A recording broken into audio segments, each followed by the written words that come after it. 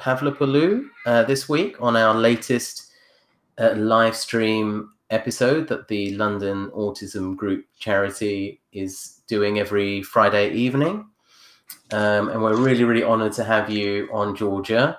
Thank you so much for joining the live stream.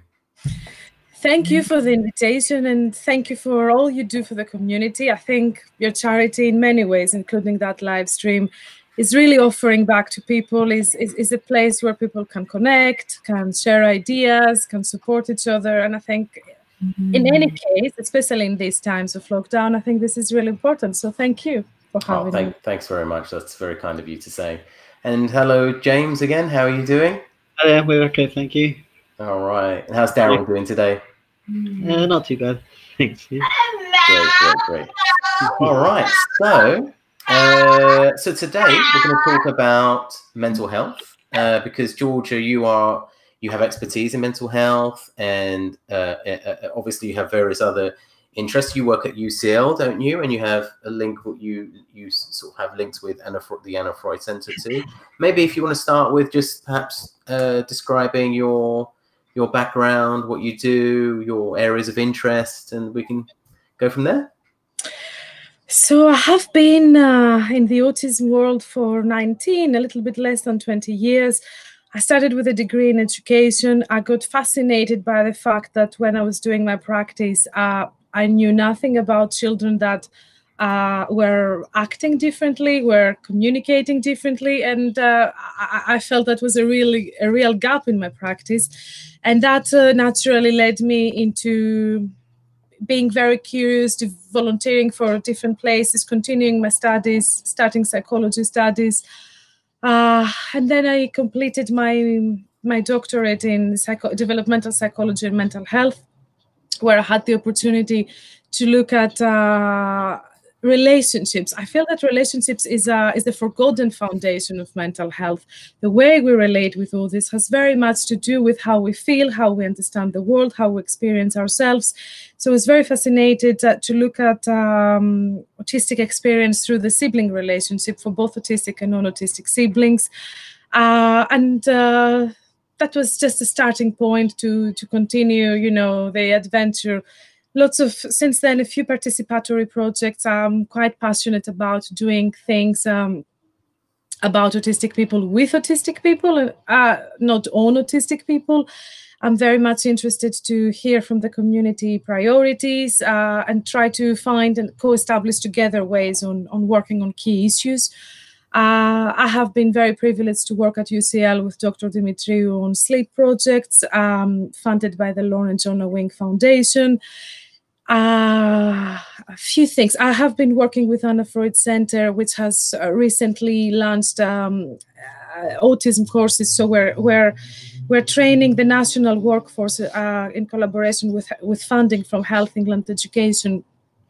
And we're very proud for what we're doing there as well, because we have managed to talk the talk, as they say here, and walk the walk. So our curriculum is very much evidence-based, as well as co-produced and co-delivered with 40% of our curriculum is co-delivered with autistic people and their families.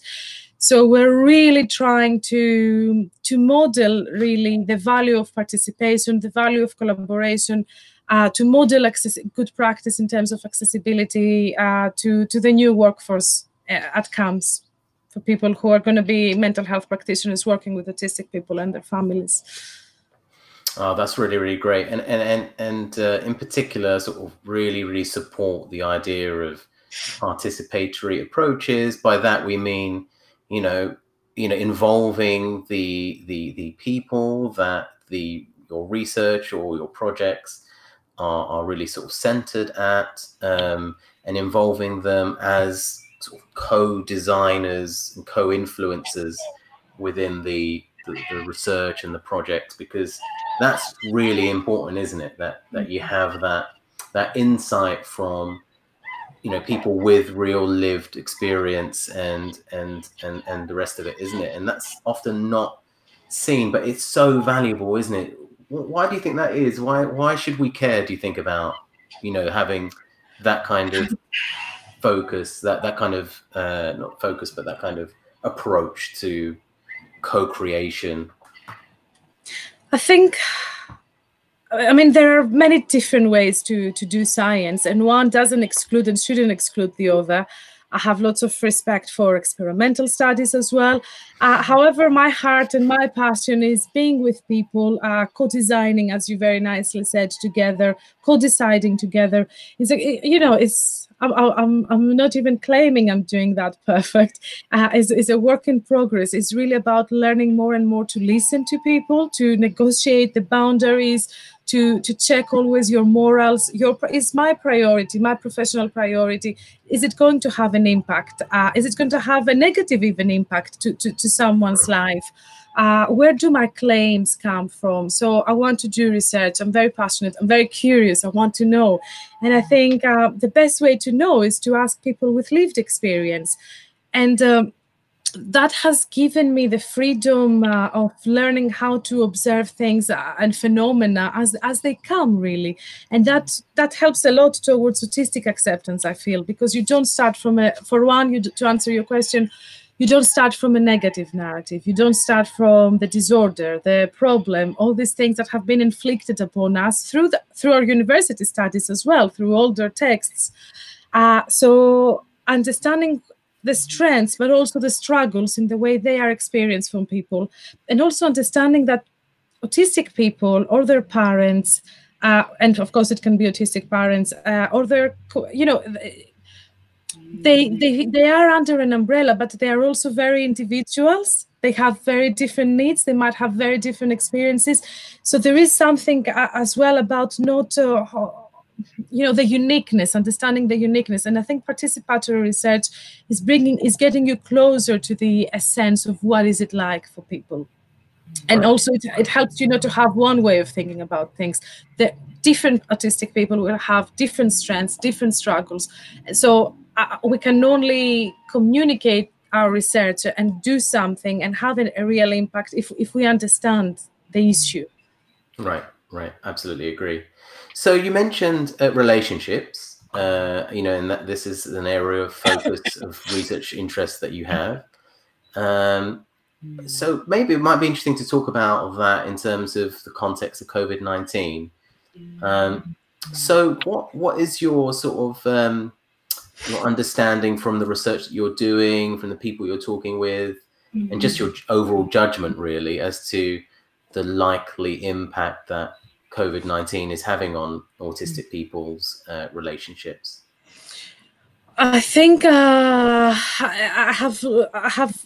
I'm hearing stories because I work with people. I work a lot with autistic people, but also with you, Chris, and with Rebecca Goods, and with two lovely students from UCL. We have already concluded the first wave of the research we have done on understanding the experiences. What is it like for you to be under COVID-19? And I think a key thing that we have found in our preliminary results around relationships is that, again, we can't say it's like this or like that. There are very unique experiences depending on the circumstances of the people. For some autistic people, autistic parents, or simply parents of autistic people, what we have heard is that there is something very warm and positive around the way they found more time to be together. There is something about the strength of their relatedness. They didn't have to deal anymore with the relationship with a teacher who would mostly call to complain or who would call to take the child out. The child now would see the teacher online.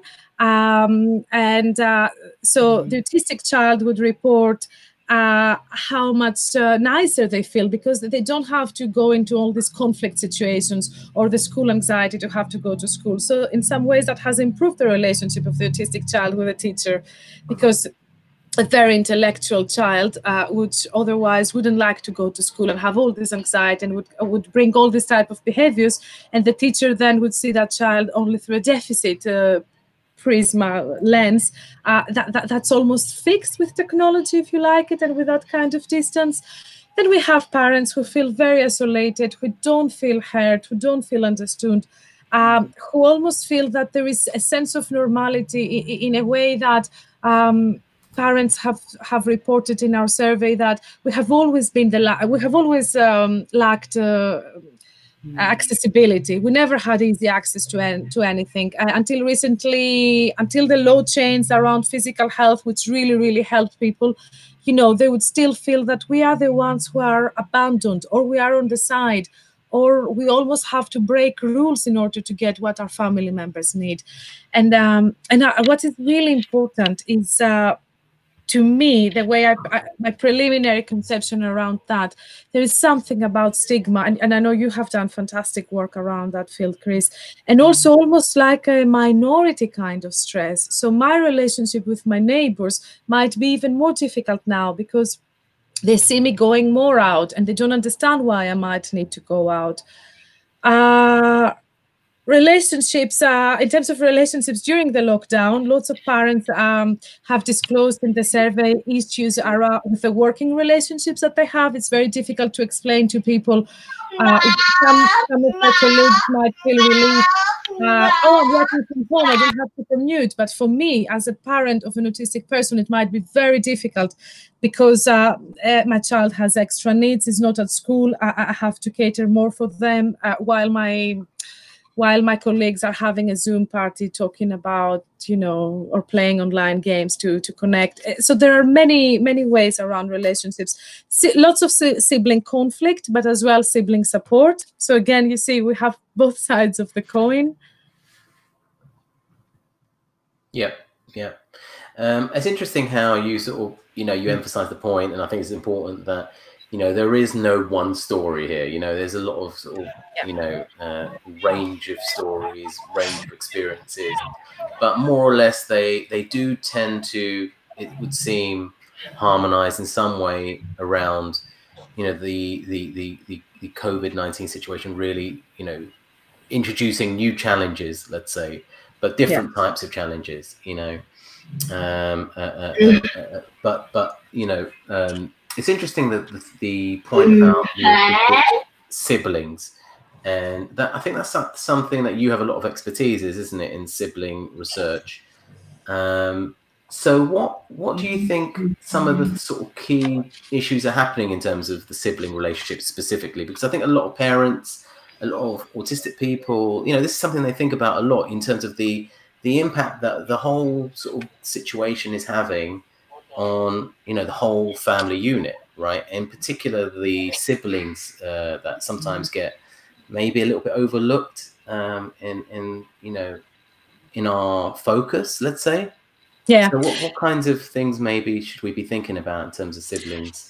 I think there are a few levels. I think what applies to everybody, and we tend to forget, especially when we say, that's a very personal opinion, when we say we're all in this together, I could challenge that, because we are together in different ways. Demographics, for example, have a lot to do with that. Siblings in a very big house with lots of space can claim their own space. So the autistic person can have their own sensory paradise, while the other person can have their own space. If you are in one-bedroom flat, you know, you expect more conflict, you expect more, you know, more difficulties, if you like it, in that sense.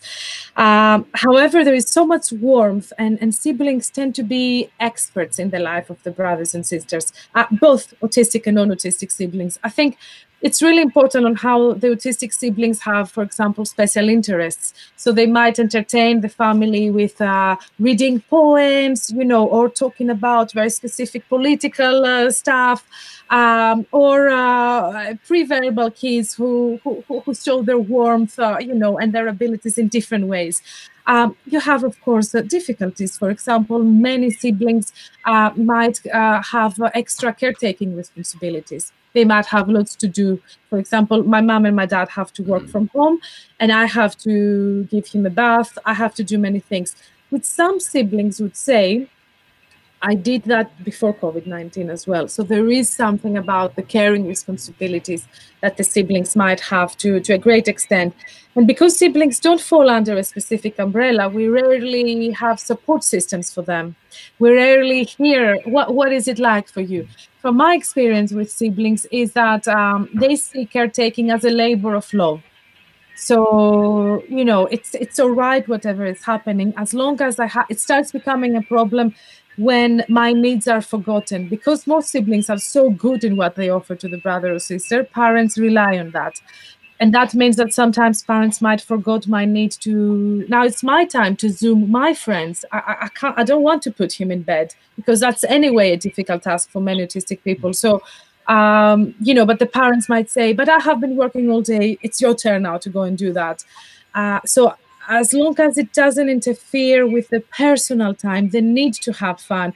I remember the sisters on my PhD project, they analyzed and coded some of their data. And one of the key titles they wanted to send out to the community, it was "Sisters Want to Have Fun." So it's a labor of love. We want to do, we like what we do for our brother and sister, but we want to have fun as well. So remember, we have needs. We want our time. Another quite important thing is we tend to think of children, and just like autistic people, their siblings as well are becoming adults. And when we talk about autistic people with learning disabilities who could be at the age of 50, 60, 70, and the brother or sister is the only person, the only carer they have in life, we hear lots from siblings around difficulties they have with care homes. I mean, there are still some places that, apart from the difficulty that you have not to be able to visit, I think in relation to COVID-19, not being able to visit and being scared for each other's health is a real struggle. Not testing in some cases. Your brother or sister might be sick, but they don't have, for whatever reason, or they delay the testing. So you're missing a chance to be there. And we know that for people with learning disability, that can be so confusing, so upsetting. It's so difficult and I wonder if the staff at some point has even the capacity to, and the time to sit down and to explain what's happening, why your sister is not visiting you. So that's quite difficult with adult siblings who as well have to manage work and all the other responsibilities while they're carers. And while parent carers have started, I mean, we still need lots to do, but you know, your workplace is probably more aware of that you are a parent. But the sibling, they don't really get that kind of recognition or support. Yeah. So I think that's a really interesting point. In fact, a number of points. So I'm just trying to sort of wrap my head around just the various bits of advice you might give in terms of family well-being, you know, during the whole situation. What sorts of sensible general bits of advice would you give in terms of family relationships, you know, supporting those, boosting, you know, well-being and happiness? I mean, you've already mentioned a couple of points, right, in terms of, you know, just trying to allow, you know, family, you know, siblings and the family generally to have their fun, their space, and to communicate with each other and you know, that sort of thing. But any other thoughts in terms of general advice in terms of families and as to how they might cope, I suppose, with the whole situation? I think a key thing is to, you know, accept. I mean, sounds easier than it is. Yeah. But I think, you know, it's very important to recognize, to be. I would invite parents to be kind with themselves, if you like it. I think it's really important. It's really important to normalize that situation. I don't think that situation is normal. We don't consider it as normal, and it's not now the time to show our best performance. Now is the time to, you know, to try to do what we can in ways that we can still save some energy, because we have lots on our plate, all of us. And I guess I would remind parents very often when I work with parents in a clinical capacity, I tend to remind them, I ask type of questions that they will remind them how much expertise they have. When you see someone for 2 or 3 times, it's very unlikely that you hold too many answers. In most cases, you just help the parents to dig the answers. So I would say, you know, parents know very well the sensory profiles of the children, much more than anyone else. Facilitate that. don't I mean, I don't know about the teachers, but don't worry too much about school. Make things reasonable. Understand that for children as well, that's a very unique and unexpected situation. And things will come back to normal slowly, and we just need to do what we can, really, and be kind to ourselves and to the kids. I would say, I mean, parents personalize, hopefully, things anyway, and they understand the uniqueness of their children. Practice some relaxation techniques if possible. Very various nowadays. YouTube videos, apps, a little bit of mindfulness. If mindfulness is for some people, sounds too fancy, they don't even want to try it sometimes because they feel it could be complicated. I would say simple grounding exercises like breathing, pause. We have to take so many decisions in so many unexpected new situations for our families. So I think it's really important just to take a step back, pause. It's not the end of the world if we don't do it today. Breathe and take action, because otherwise this autopilot action either is going to sometimes agitate things. If we are in a high arousal, we're creating a high arousal. If I'm really stressed and frustrated about my performance as a mother, your performance as a student, whatever has happened at work, I bring in the room a high arousal person, an anxious person, and that's gonna only make my autistic child even more anxious. Yeah, of course. And then it's gonna be two anxious people in the room, and then daddy's gonna come and get anxious as well. So that's the thing, isn't it? Yeah, sorry, but you're right. I mean, that is the key point, isn't it, in terms of just the interconnections between the parents and the children, and the family in terms of their well-being. If the parents are struggling with their well-being and they're anxious, parenting and caring just becomes much more harder and challenging, and then the impact of that trickles down, doesn't it, to the children, and then that sort of escalates things. But I always think, though, although that's true, I always think that, I sometimes think, how can we, break that chain? Because, I often say to parents, bear in mind, I'll say to parents, bear in mind that your mental health matters, because if your mental health is struggling, then it's going to impact upon your family. But then, doing that, increases the sort of pressure almost on the parents, right? It's like, all on you, and that's an important point. That actually, we're all in it together. We should be kind to each other, supporting each other, and it's not all on you, is it really? Because that leads to self-blame, doesn't it? That's a perfect point, and I think this is exactly what I was trying to say when I said about acceptance. I think being kind to yourself and say, maybe, and also less is more. I think parents get very anxious to do more things, to offer more, it comes from a place of love, but then it can put everybody, including themselves, in a more difficult situation.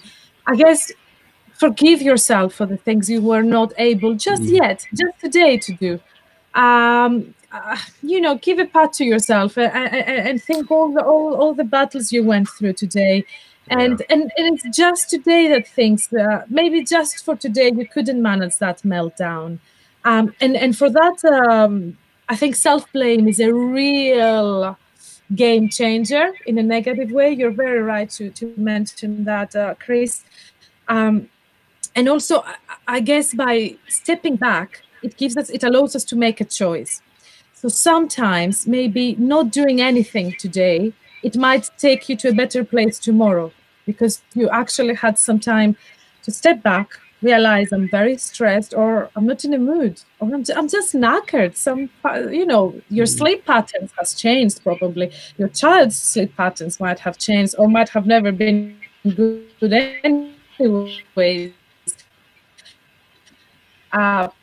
Plus all the additional stressors, you are stuck at home, you are isolated, you have to adjust new schedule, not just for you, but for 2, 3, 4, 6 people.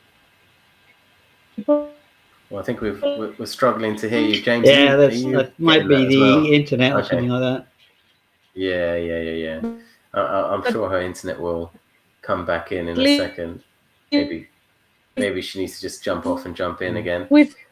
But I think the point I was going to make, which sort of connects with hers, is just that, you know, yeah, we need to be kind to ourselves and look after ourselves as parents, but parents and families, you know, especially autistic parents, looking at the evidence that's coming out of the research, are really, really struggling when it comes to just going out shopping, for example. You know, that survey that came out of the University of Ghent, and hopefully we can get the author in for a live stream in a couple of weeks, said that, you know, one of the most stressful things for parents, for autistic people and autistic parents, is specifically that one about going shopping, you know. I can attest to that. Yeah, you've definitely. Yeah. What's your experience been like with that? Just the dealing with the kind of aspect of the shortages at first, and the hoarding that was going on, and it was horrific, you know. The kind of upheaval of the routines that we knew, and the sort of the thought of queuing, and that the social distancing wasn't being organized at first, things like that. Things are a lot more organized now, and but it's taken so long to get that all in place, that it was horrific at first, you know. So I well understand that people don't feel safe to go out and deal with all these things, you know. And I know we were talking to Robert White, the comedian who's autistic, and he was talking about that he couldn't get, he's got a very limited range of foods that he will eat, and he couldn't get them. So that was very upsetting to him, you know, and disruptive. Yeah, and that's something that got specifically mentioned in the research, that one of the particular stress points when it comes to shopping is the anxiety that you aren't going to get XYZ item that you really so badly rely on, you know. It's probably the same for parents that are trying to desperately get the thing that their child will eat, the only 1 or 2 items that they'll eat, you know. Yeah, which is why I think there needs to be, you know, there just needs to be strategies and interventions in place, policies in place to really protect those people most vulnerable to struggling with that. There just isn't the knowledge at the government level about autism and autistic people and families.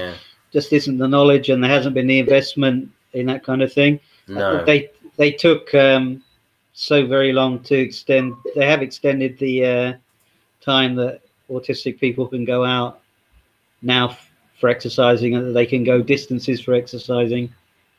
But at first, for what was it, about a month, they held off. They didn't know about that. It took like a big campaign to push them into that. I think Georgia's back. I'm just going to bring her back. Let's have a go at that. Okay, Georgia, are you back? Yes, I think I am. Okay. No worries. Sorry, no worries. Yeah, no problem. No problem. Happen these days. Yeah. James and I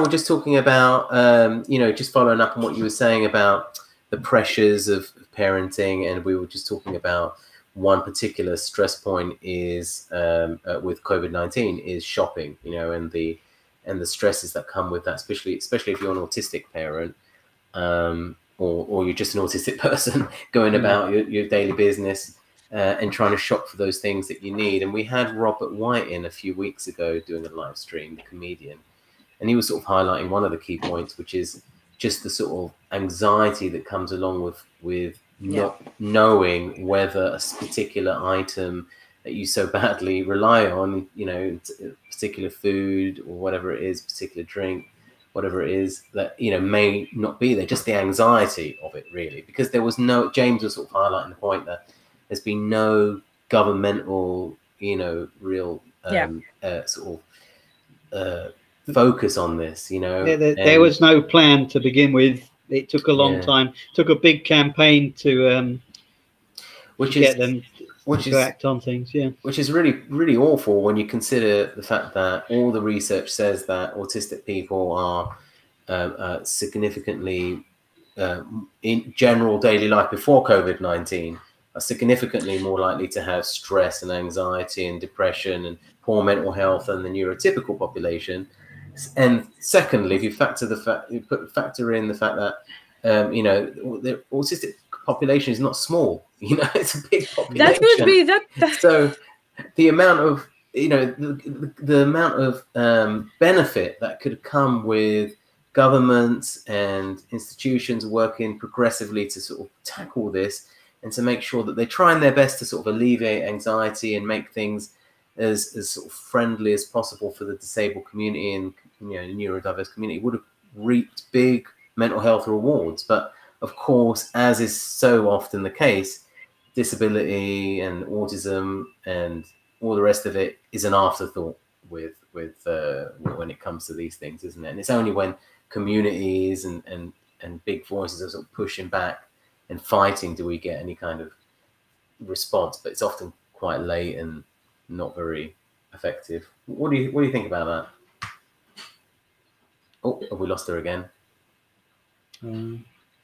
Oh dear, we may have lost her again. Okay, well, we'll continue talking, James. Okay, that's been an internet issue. Yeah, she must have an internet issue. Yeah. I mean, the other thing about shopping, since we're on the topic, is the social distancing rules, isn't it? Like, so when you go shopping, it's very. See, I get very stressed when it comes to, you know, wherever I go in terms of, you know, trying to make sure that people are following a certain distance and that rule. A lot of people just don't, and that's really, you know, that doubles my anxiety because I'm a single parent. So, and my son, although he's got a very rare health condition that makes him extremely vulnerable, he's not allowed he doesn't fit the government criteria to some people who are very vulnerable. They get special deliveries of food and they don't have to go shopping, but we're not eligible for that. Why is that? So, why? I mean, that's, I think they've terrible. literally people have to be dying to be on that list, or, you know, have something very, very, very serious, because the sort of resources, the resources allocated are so small. You know, basically. So yeah, I know. I was speaking to my GP, and he was saying he agrees 100%, but we don't fit the criteria. But that in itself, you know, doubles the anxiety, because I've got to not only look out that people are socially distancing away from me, but I've got my son with me, you know. Georgia, we're just talking about the stresses that come with the rules, the rules when it comes to social distancing, which may not actually be the issue, the rules, but more the anxiety and anticipation of people breaking those rules, or everybody following by the same game book, which often doesn't happen in shopping or just generally, but particularly shopping. It's exactly what you were talking earlier as well about food and shopping. And I think I saved food because that came a lot up in our survey. You know, some autistic people rely on very specific, a very small variety of food. And there was a time that they couldn't find that. And some of them still cannot find these very specific things they wanted to eat. And that can be very, very frustrating. And also very stressful, of course, as well to everybody in the family. But also the other point that you made, I think that maybe the people up high in the ladder, they don't realize that when we talk about autism, we talk about the life of 2 million people in the UK, the autistic people, their families, their friends, their siblings. So maybe we need to remind them that, yeah, it's not rare, is part of, you know, neurodiversity and being human. And a very important point, as you said, is how I am perceived by the other. And I think the social distancing and the government taking some major decisions without thinking variations. I think this is something that many people in our survey talked about. Some people have seen that as, once again, I am excluded. Once again, I feel that I am disobedient, or again, I have to take a different pathway than they expected to simply to accommodate the needs of my family, because the needs of my family are very different. And the other way that people see it is, once again, I am, you know, I have that sense of blame. And even if I don't have it, because I know my son and I know this is what I need to do, maybe the security in the supermarket might blame me. For example, they say, I've heard from parents saying that they couldn't go together with their son or daughter to the supermarket because they said, if you live in the same household, only one person is going to come.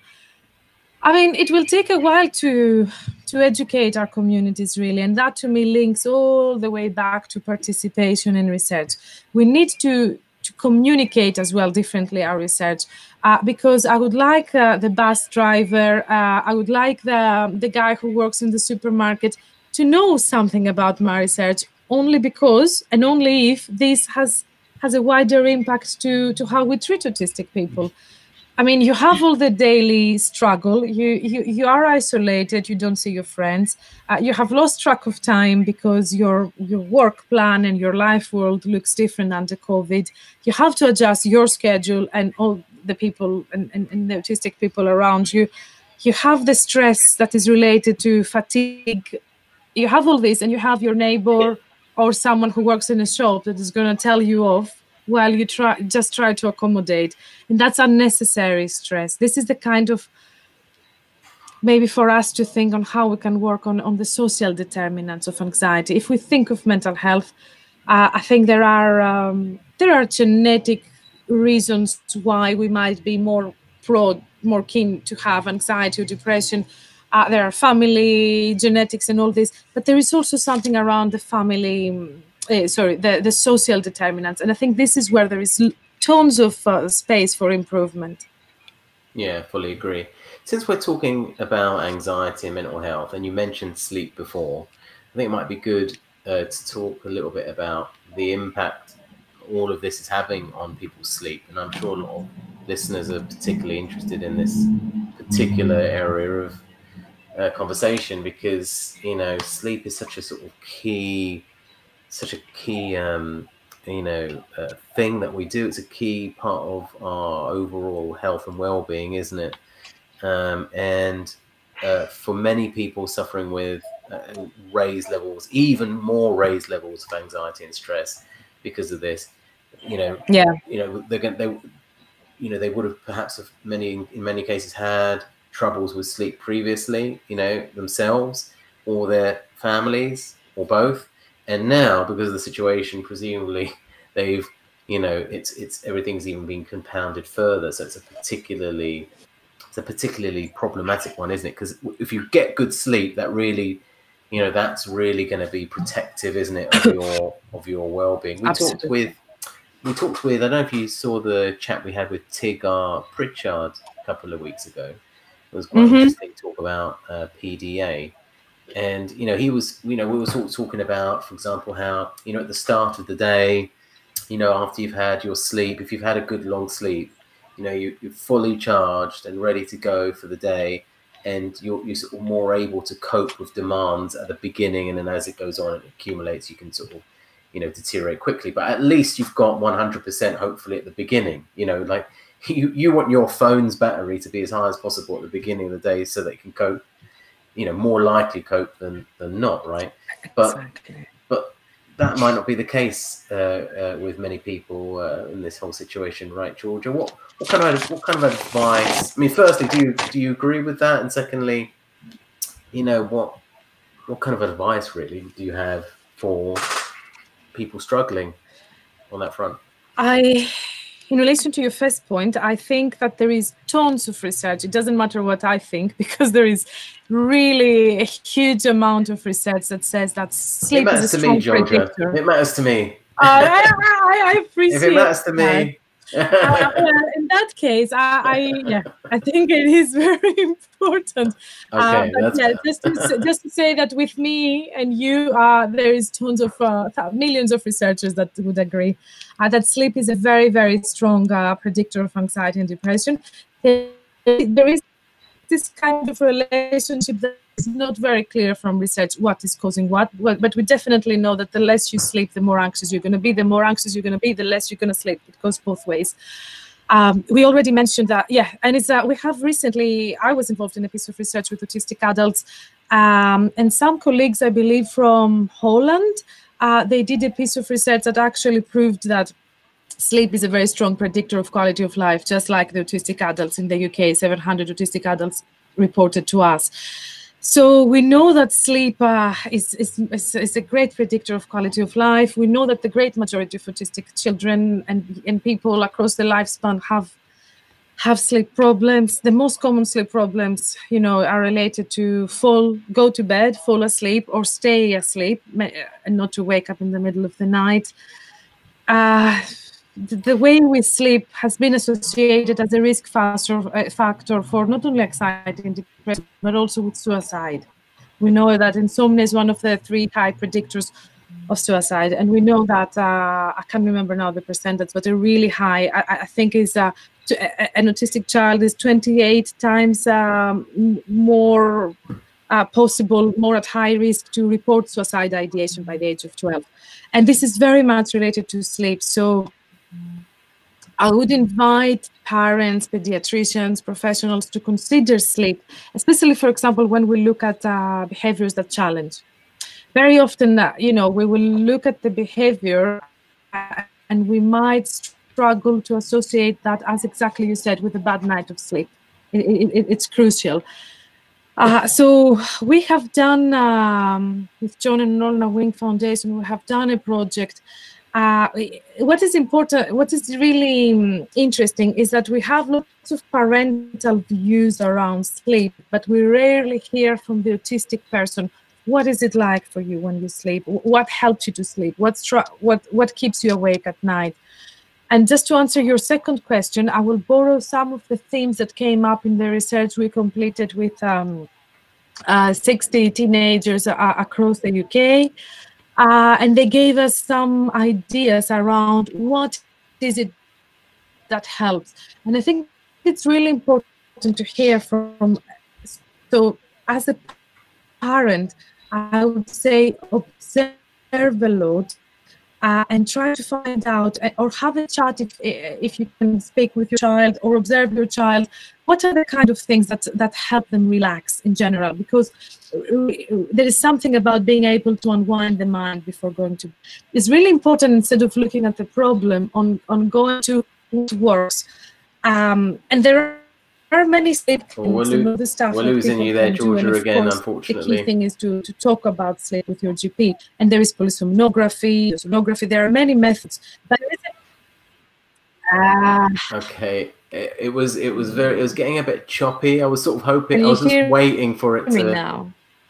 It's a little bit choppy, but I think what you were saying was, just in case people didn't catch that, was that, you know, sleep is obviously critical.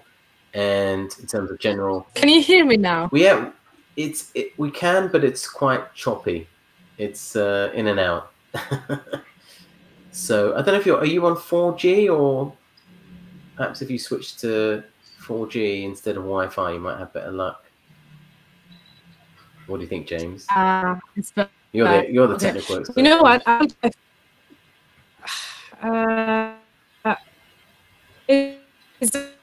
Oh no, you're gone. You're gone. It's Central London. There's a problem these days. Oh, no problem. It's no problem. James and I can continue talking if it's not working. Don't worry. I'm at home.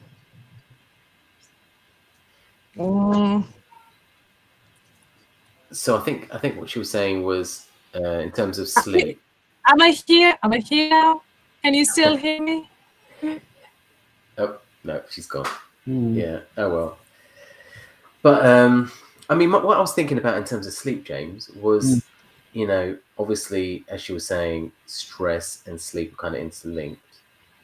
But what I was thinking was, in terms of the COVID-19 context, was how daily, you know, your daily routines have been really shot, haven't they? Mm-hmm. Okay, Georgia, maybe. Oh, she's gone again. So for my kids, they don't know what day of the week it is, let alone what time of the day. Same for me.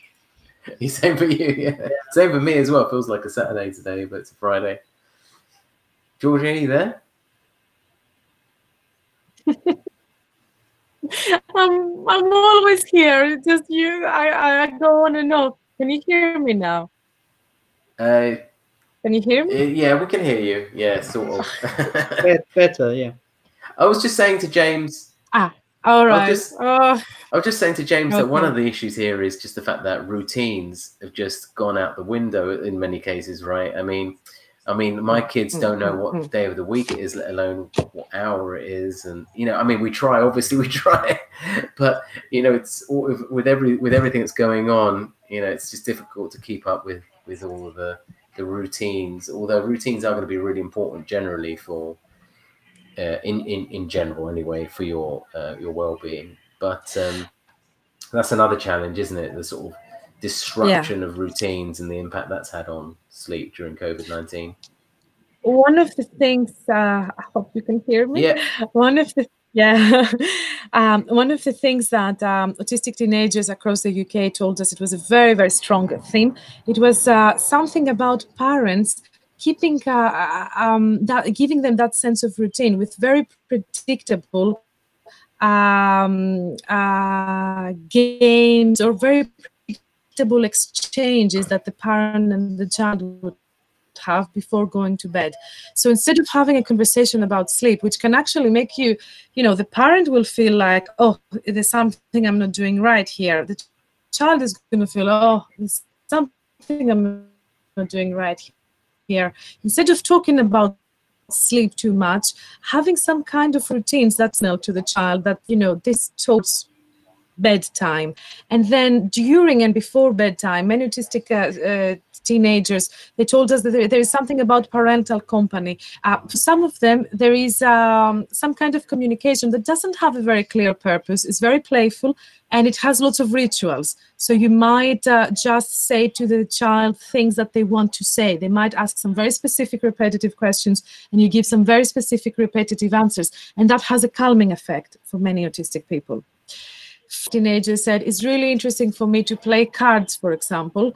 That is very predictable. I know the rules. I mean, the worst thing is that I might lose the cards, but a few of them actually admitted that they have noticed that their parents, they let them win, and they are absolutely fine with that because it gives them a sense of accomplishment, and it has, you know, being so engaged with the rules of the game. It's very clear rules as well. It doesn't have to do a lot with social understanding and other situations. It's only about understanding the rules about the cards, and that takes my mind into the rules, into this routine, into this nice predictability of the game, and I don't have to worry anymore about what's going to happen tomorrow at school. What I must say to that child who's going to talk to me. Yeah, the sense of routine is really difficult. So any kind of ritual that autistic people like, I would say to the parents, embrace it, especially during this time. That's not now the time to do radical stuff about improving behavior or creating psychological or behavioral flexibility. I think now is more the time for all of us to go through this with minor injuries and to maintain, you know, lots of repetitive stuff that parents sometimes are worried or they see it as a step backwards. I think it's important for parents. I never know when to draw the line with these things. Just temporary thing. The child is going back to something that they know, to something that is predictable here. No, it's gone again, Georgia. Maybe we should. What do you mean? Maybe we should. Shall we restart the whole stream? No, I don't think it's going to make any difference. I think the issue's on her side. I'm pretty sure of it because you and I aren't having any problems. Okay.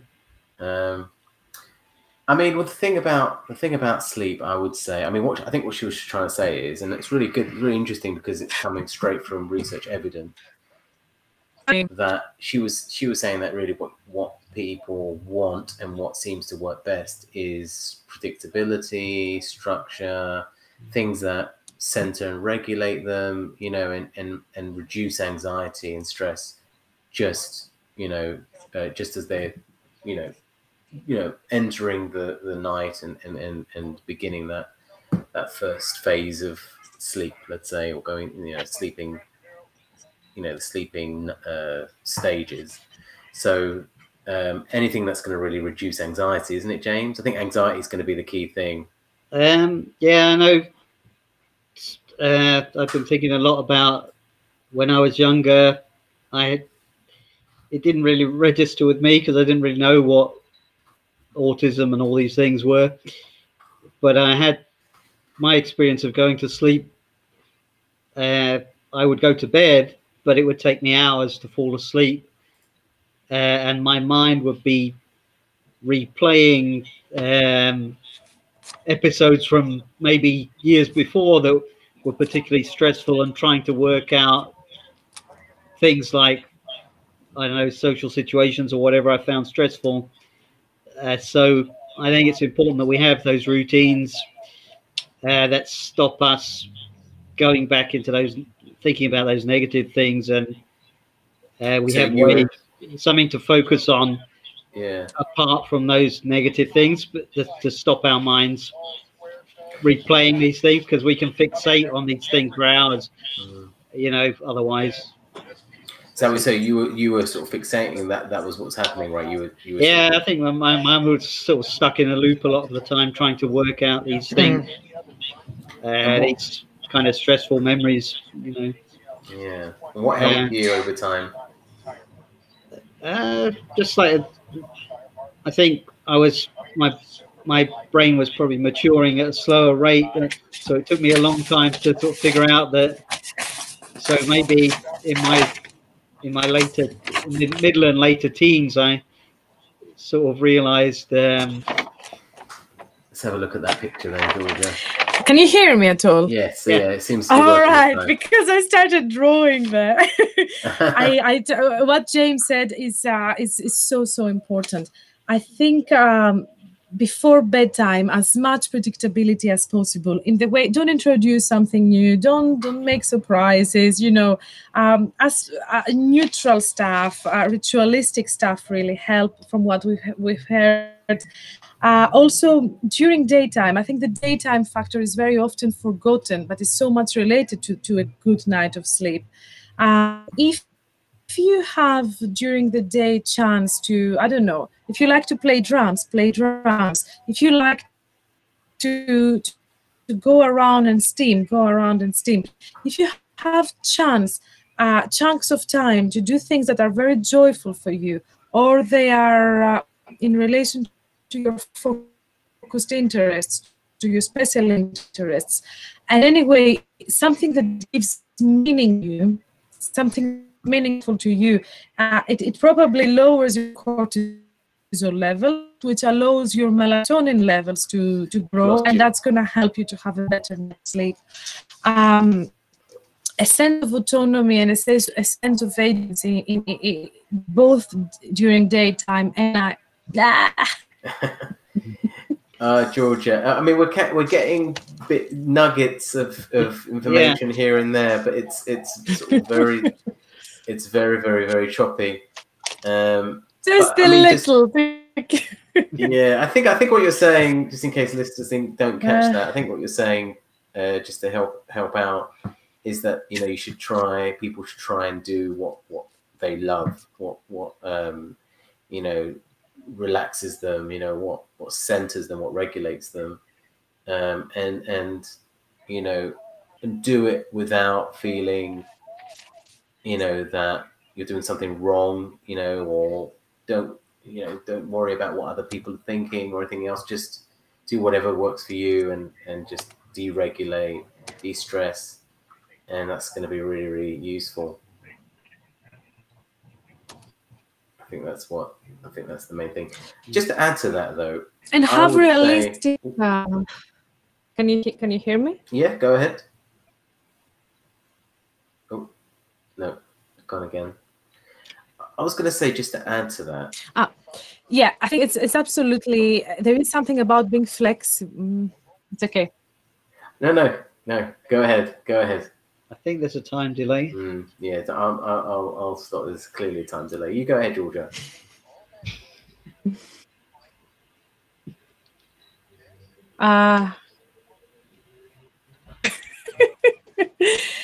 I think there is something definitely around personalizing, being flexible, have your own rules in terms of self-hygiene. No, I can see your face. This is work. Yeah, it's pretty choppy. I'm not sure how. Maybe we should we should leave it with Georgia now, because I just don't think it's really working, is it? That's a shame. Yeah, maybe we'll just go on. And what I was going to say was, so George Siervas is saying, go on. Okay, we'll go on. It's no problem. These things happen.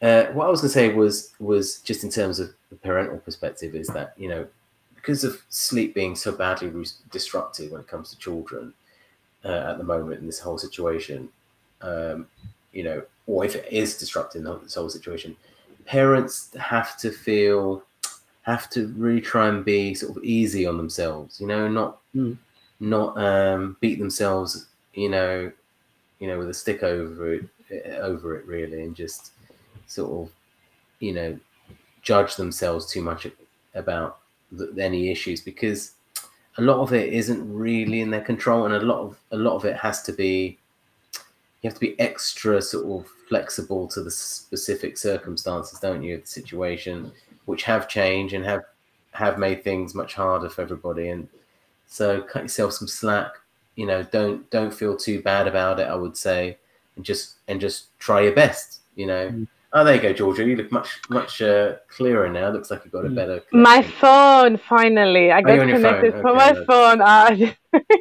It should be much clearer now. Yeah, I just wanted, if you don't mind, just to make a point in relation to what we were talking around sleep. Personalize relaxation techniques, very important. It's really worth it to try and invest a little bit of time and see what calms you down, your child, and do it a bit more.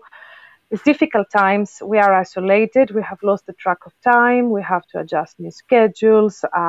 We have lots of screen time as well, all of us, for various different reasons, including work. Yeah, it's a good point about screen time. That's going to be... I thought you said you can't hear me.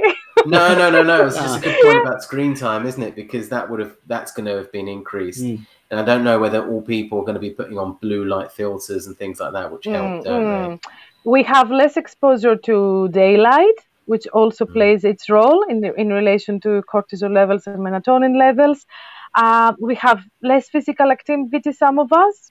We, naturally you walk even from here to there to do simple things, which might not do. And this is also related to cortisol levels.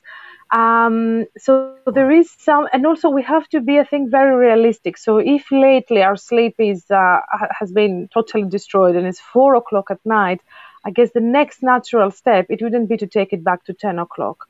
You would work things out so that you can sleep at 2, at 1. We have, you go slow.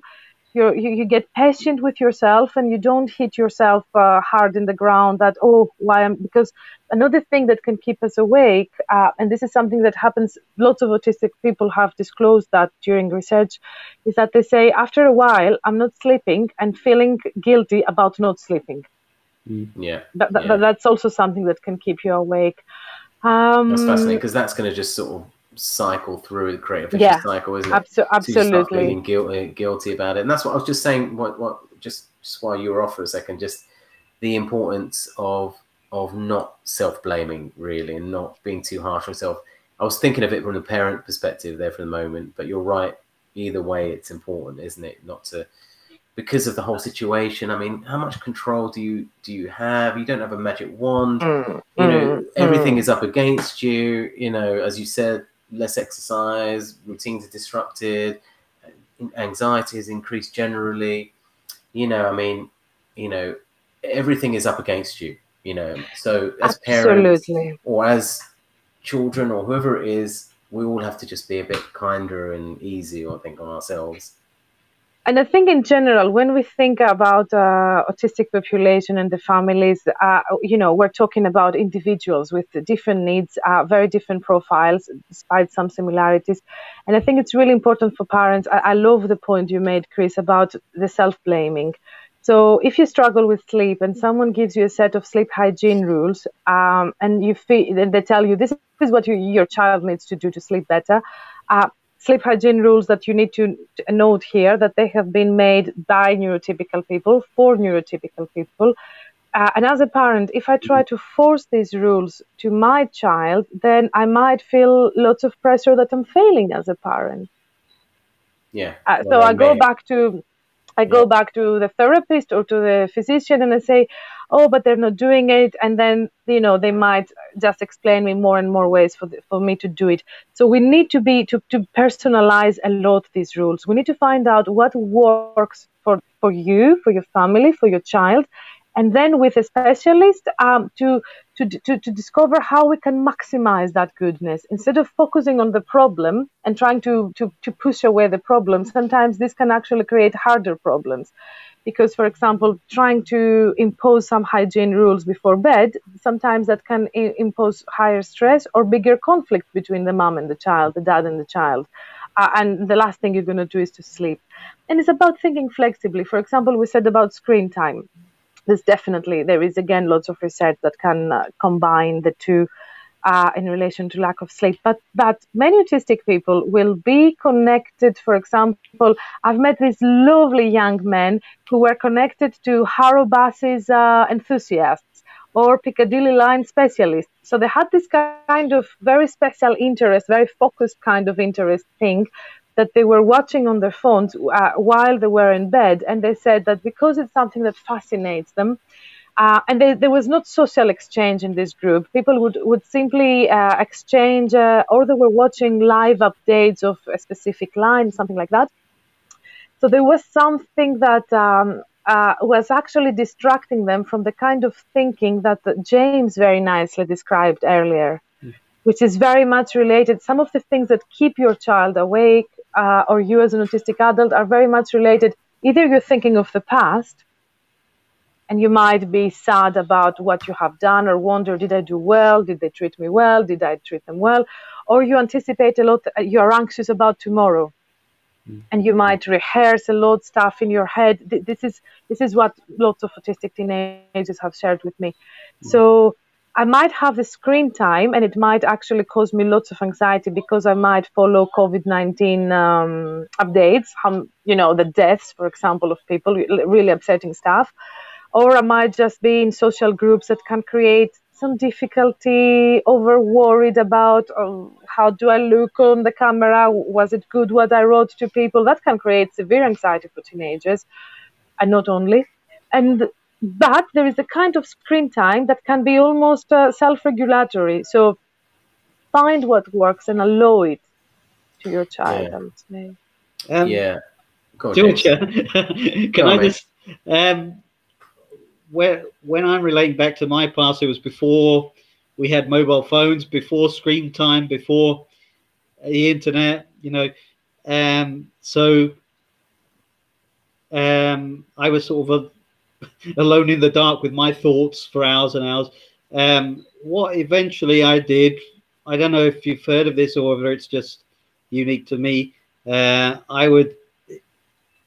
sort of figured out that these thoughts are no good and I've got to push them away, and I would just focus on the darkness of the room and almost like meditate and try and push out any thoughts that intrude and empty my mind. That sort of emptied my mind, and I still do that to this day, and it works for me. This is perfect. This is what we call cognitive diffusion in very technical terms. This is part you regulating yourself through relaxation techniques. Really, you found a focus.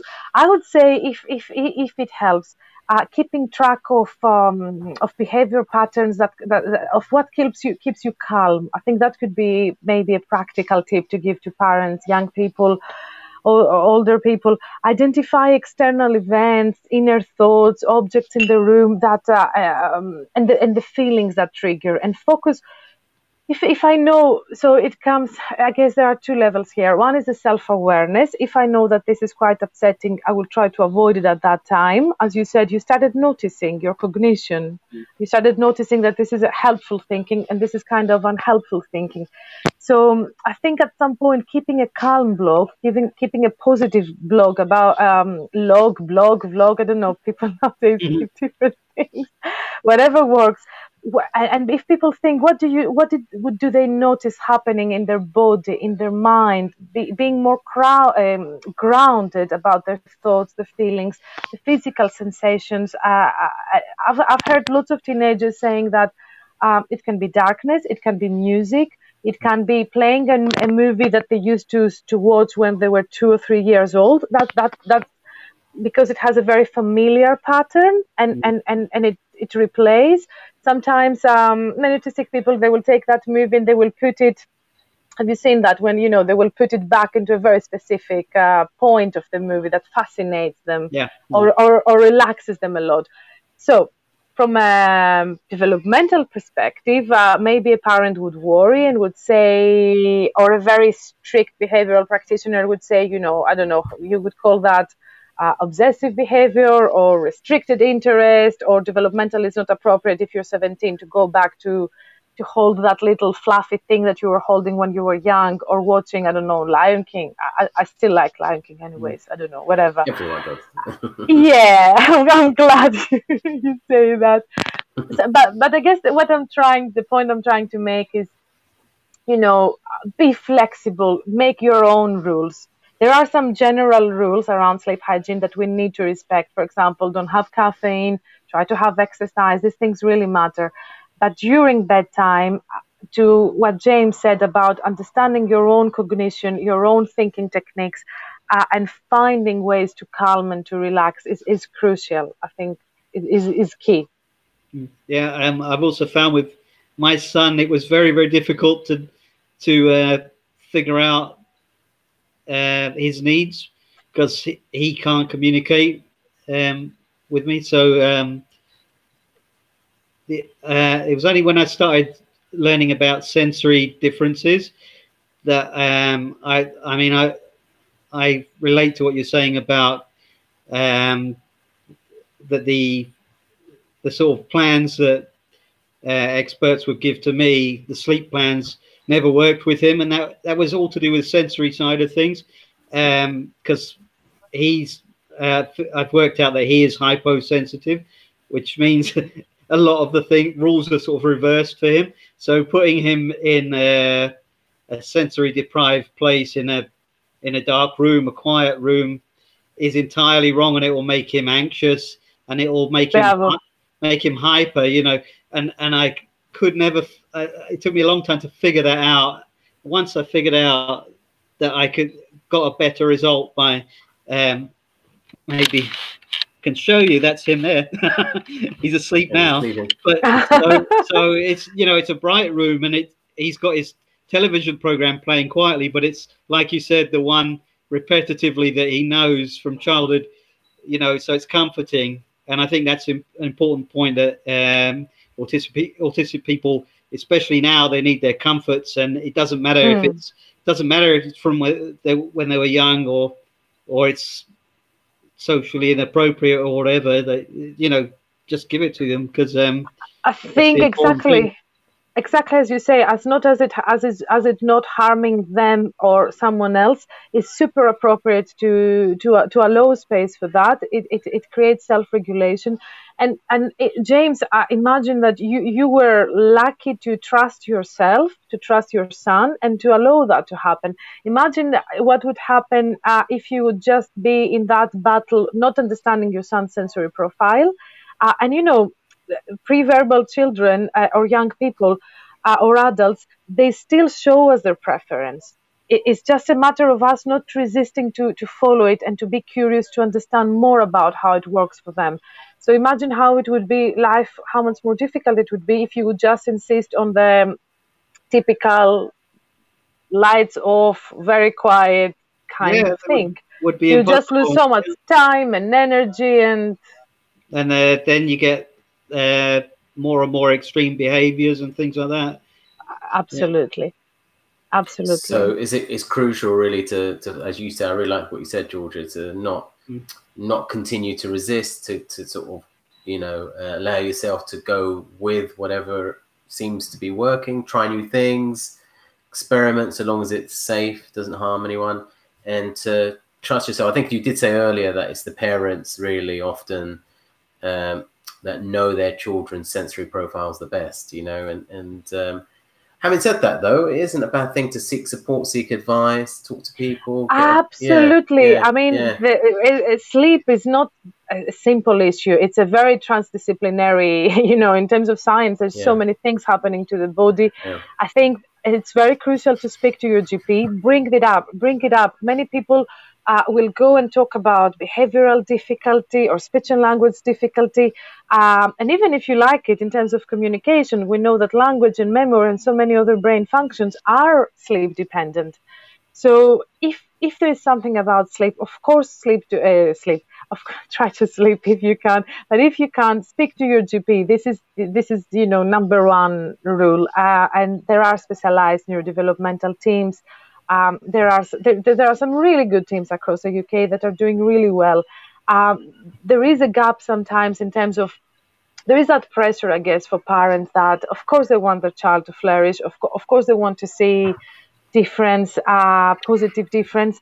And I think when parents allow more ritualistic behaviors, they are scared that maybe the child is just going to stay there. But in reality, I believe that the more you allow someone to be themselves, the more they will catch up developmentally, socially, because they're going to be more in a better place to give you. I see children in general and the work with, in general, in relationships with people of all ages, is like a bank. First you put lots of deposit and then you can take. Yeah, I fully agree. Yeah. I think I just wanted to say something just to add in, and you sort of had a nice segue to it in terms of parental pressures. I think you were saying about, you know, the pressures of parents. And something I wanted to highlight again, just in the context of COVID-19, is that obviously at the moment there's this big, at least in the UK, I think globally, there's a big kind of, you know, this big thing about the Joe Wicks exercise sessions in the mornings. I don't know if you've heard of that, but it's all, you know, this guy, this British guy, I think he's in London, I don't know, and he does these 9 a.m. PE sessions for school children, right? And it's a great thing, and you know, it's really, really successful. But I think, you know, things like that, you know, there's going to be a lot of parental expectation pressures that, oh God, you know, my child has to wake up to that in the morning and do that. All the other children are doing that. You know, my child has to do that as well. It's like, you know, and it's just extra pressure. It's the sort of, you know, the societal sort of norms and expectations that you're putting on yourself and that you're applying to your children. That might not necessarily be actually that important. And, you know, social expectations are just expectations. You know, you don't have to always meet every expectation. And if it isn't the case that your child is waking up and doing these exercises at the same time as most other children, who don't worry about it, is what I would say.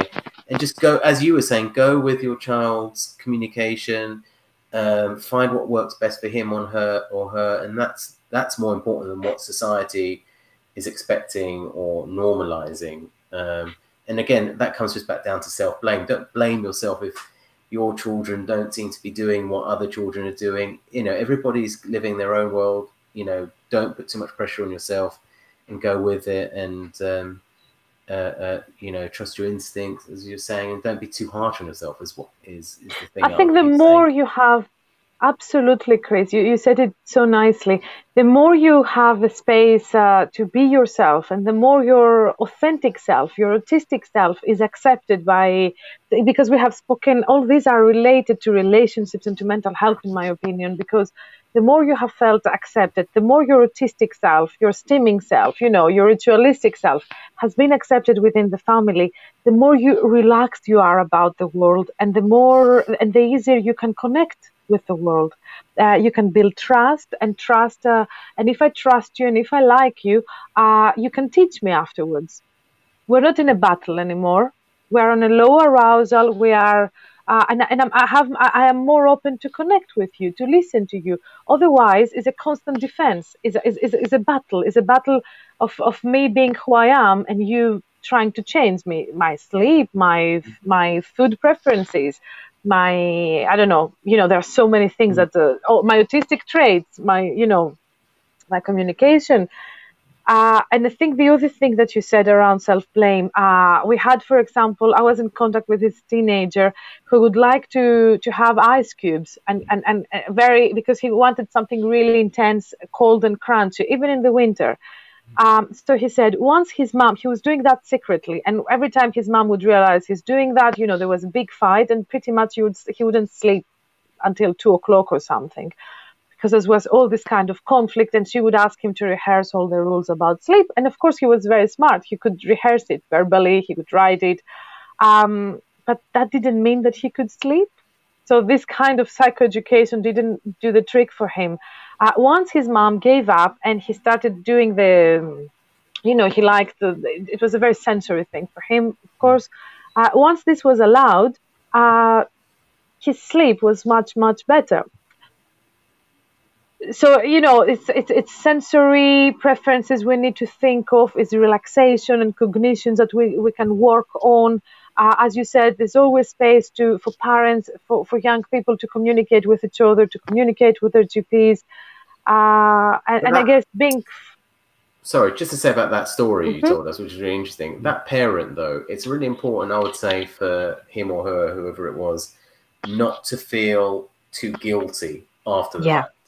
Obviously, they weren't doing, necessarily the most effective thing, and they worked it out, and they got there. But afterwards, don't be too critical and don't feel too guilty, I would say, because nobody is born with this with this knowledge. Nobody's got a magic wand. Nobody tends to figure these things out very, very quickly, especially when it's quite a complex situation. And, so long as you've got every best intention and you're trying, exactly, that is the main thing, isn't it? I think we really need to recognize that with parents and siblings and autistic people themselves, there is so much, there is so much love, lots of, in the literature or in some movies, there's so much pathologizing. I mean, there are struggles and the struggle is real, but there's also so much love, so much connectedness. And of course, in relationships, any kind of relationship, you will do mistakes. But we know that parents, whatever they do, comes from a place of love, and we should never ever criticize that. And parents, because they do anything they're trying to do, it comes from a place of love. It's just about every day at the end of the day saying, I did my best. I love my child. I did my best, and if I haven't done that right just yet, just today, tomorrow is another day, we can try again. Yeah.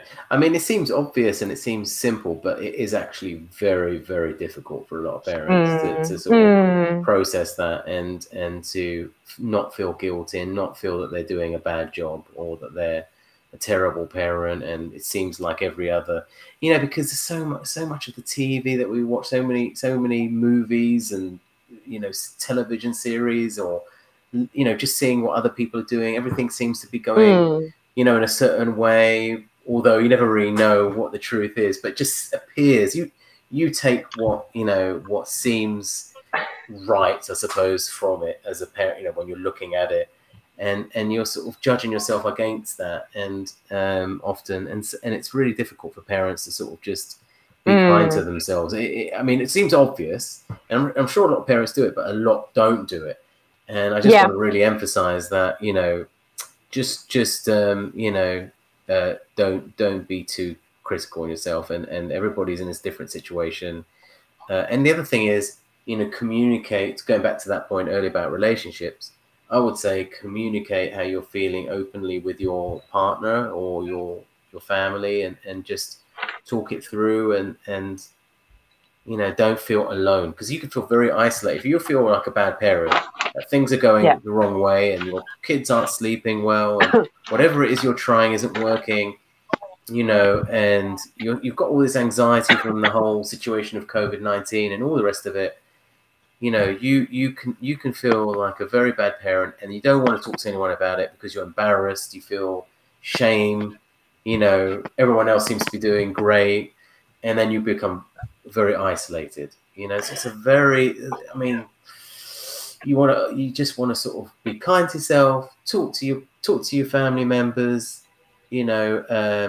keep trying, reach out for support, and remember that everybody's living their own situation, and not to really compare yourself against what you see on TV or what you see. It's so difficult. You're so right, because we live in a world, I'm sure you have seen this kind of adverts where the mom has done breakfast, the mom looks like a top model, and she's serving breakfast, and the dad, another top model, comes, and there is a breeze in the, very sunny day, and the kids say, "Thank you, mommy, for doing, I don't know, cooking," or, very unreal things in general. And of course, all these things put pressure. And I think we it's a very human thing to try to go with the norm, or with what is expected, or the social pressures. I think just recognizing our experiences as they unfold, and our feelings as they unfold moment by moment, and being connected to why do I feel this way? What kind of thought has triggered this feeling, and how that feeling has had an effect on my behavior? Working towards our self-awareness, and as you said, with kindness, is very important. And also, if we connect, if we try and connect with the other families who can be open enough and honest about it, then we realize how much variability and how much we are all in the same boat, really. We're all trying our best in different ways. We're not always able to disclose that because we all live with the same pressure. To be perfect, to look perfect, to do things, to have things. There's so much pressure, really, and being atypical, or having an atypical child, it just adds to this general pressure. So it's about embracing what we have, and as you said, connect, ask for help. Don't keep it inside for too long. I think also the importance of Facebook groups now, and the support that they can bring to the autistic community. It's key during this crisis,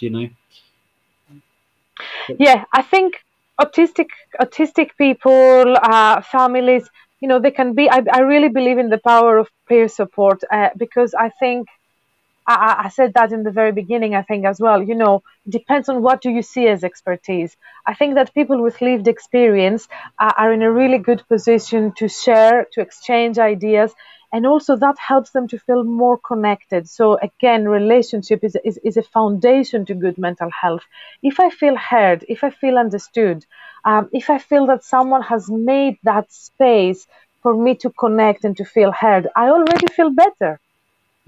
Yeah, really. You haven't necessarily told me, something that is super scientific, or there is, of course, I'm a scientist, so of course I believe in science. And there are lots of neurological and genetic reasons and aspects and things we need to consider. But when we think about that kind of pressure and the social determinants of mental health, feeling heard, being understood, having someone dipping down next to you, feeling your pain without saying much, this is about this authentic connectedness. And I think going back to what James said, you can really find, that's one of the very good things about technology. You can really find very friendly online communities. And I think the London Autism Charity as well has a really strong community around parents. I know that on Twitter as well, there are all autistics or other kind of hashtags and communities that they're really supportive to each other.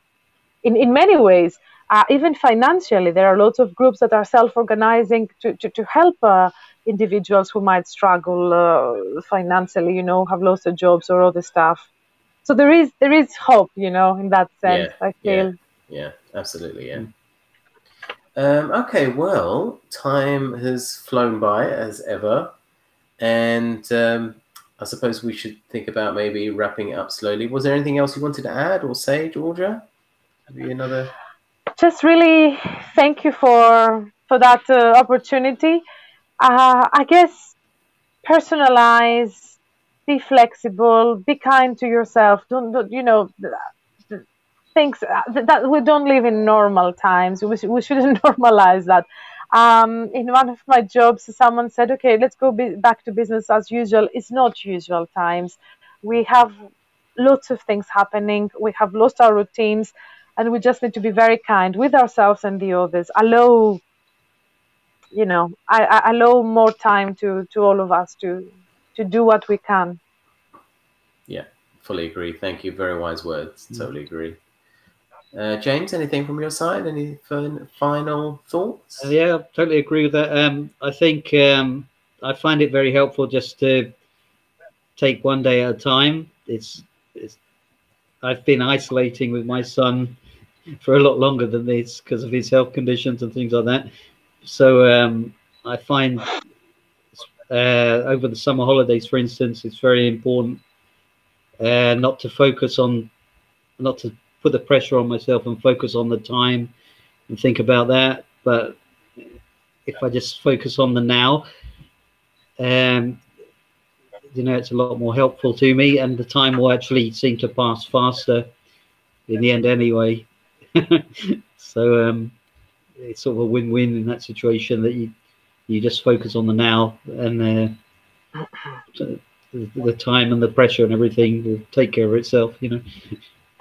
Chris, can I add something? Of course. So slightly irrelevant, but very relevant actually to our efforts to understand relationships during and after the lockdown. We have recently got a UCL grant from UCL Cultural Department, and I'm working with two artists, Bryony Campbell and John Adams. John Adams is autistic advocate, quite well known in the autistic community. And we are going to invite people specifically from East London. So if there's anyone there who would like to be part of our team, it's going to be an arts-based, basically we're inviting 6 autistic people. We have a very small budget at the minute, but there is there are lots of hopeful options available from UCL if that goes on. So we're inviting people to work with us to co-establish together an arts-based methodology to raise awareness around how autistic people experience relationships. And the key thing is, you know, to create installations or exhibitions that are co-designed with autistic people, and they send a message to the local community basically around autistic acceptance, you know, anything we can do around that. I would really welcome people. We have a small budget that we can assist them to work with us. So if people contact me, we can take it from there. So people that might be interested in contributing, is it specifically to the art and the exhibition? At that first stage, we're looking for 6 East Londoners to be part of our autistic people from East London, to be part of our team, to co-establish and trial together data collection methodologies that they are supposed to be very fun and art creative, let's say. I see. Okay. Well, yeah, well, you should definitely mention that and advertise it on the London Autism Group. We have lots of people from East London areas, so I'm sure you'll find people. Congratulations on winning the grant. Sounds like fantastic work. And by the way, mention to John that we would love to have him on at some point. Yeah, he's my hero. Yeah. Yeah, James is John always is on about him. so talented, and we are at the minute into these creative conversations around space and noise and senses and people and places, and it's just fascinating. I'm learning so much working with John. It's a privilege, really, and I'm sure that I will pass the message, guys. Yeah. And thank you. And if people are wondering, that's John Adams, and his Twitter handle, because he's quite active on Twitter, isn't he? His Twitter handle is SoundCube, if I'm remembering correctly. Yeah, that's right. Yeah. So yeah, and we're just getting a question in now. We were just going to sign off, but Sammy Mofat, just very quickly, why isn't there enough support in London for autistic adults? That is, that is. I think that's a relevant question to ask with regard to all areas. In fact, probably the country. more so in other areas. Oh yeah, definitely. I think the charity are doing. We're trying to do our bit, and researchers like Georgia are trying to do her bit. There is support if you do, obviously, from the London Autism Group, if you type out what you're looking for, or perhaps go to our charity webpage, which is London Autism Group Charity.org. Reading has a fantastic charity, and if I mean, nowadays, with so many things happening online, Caroline Hart, I believe is her last name. She's doing really good things, bringing autistic adults together, talking about especially older people who have just got a diagnosis, for example, and they're going through that transition of understanding themselves through that lens. But there is very few things happening indeed, and only from people who are very passionate about things, really, not from the government. Yeah, that's right. Sammy, if you want to contact us anytime for any advice or any queries about any particular type of support, please do drop us a we message. Can signpost, definitely. We know a lot of autistic advocates that creating their own support groups and things like that. But there are also a fair number of organizations in London, to be fair. But the older you get, then the support seems to sort of peter out. So obviously a lot of the support services are also not accessible now, or accessible in a different way given the whole situation. So it's particularly problematic. But you're right what you say, James. And Sammy, have a look at if you do go to our website, LondonAutismGroupCharity.org, and you go into the what we do area, James has developed this amazing map, this London services map, where he's mapped out all of the services that are relevant for the London autistic community.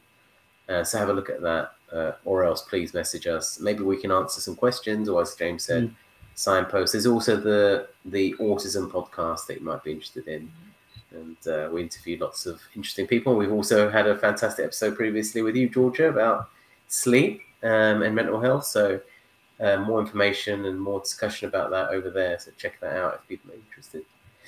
I think that's it pretty much from us. James, anything else? No. No? Good. Well, Georgia, thank you so much for your time. We got there in the end despite some technical issues. So yeah, no, it was really good. Really, I learned a lot as usual listening to you. Really relevant, fascinating, impactful things that you're talking about, and hopefully it's helpful to some of our listeners. I'm sure it will be.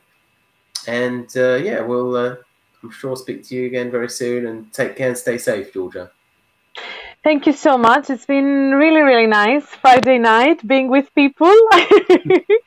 I'm really, thank you so much for the invitation, and mostly thank you for all the things you do for the community. I know you have been both very active. The charity is very active. You're doing lots of work behind the scenes in terms of mental health support, lots of collaborations. Just keep up, because it's very much needed and very much appreciated.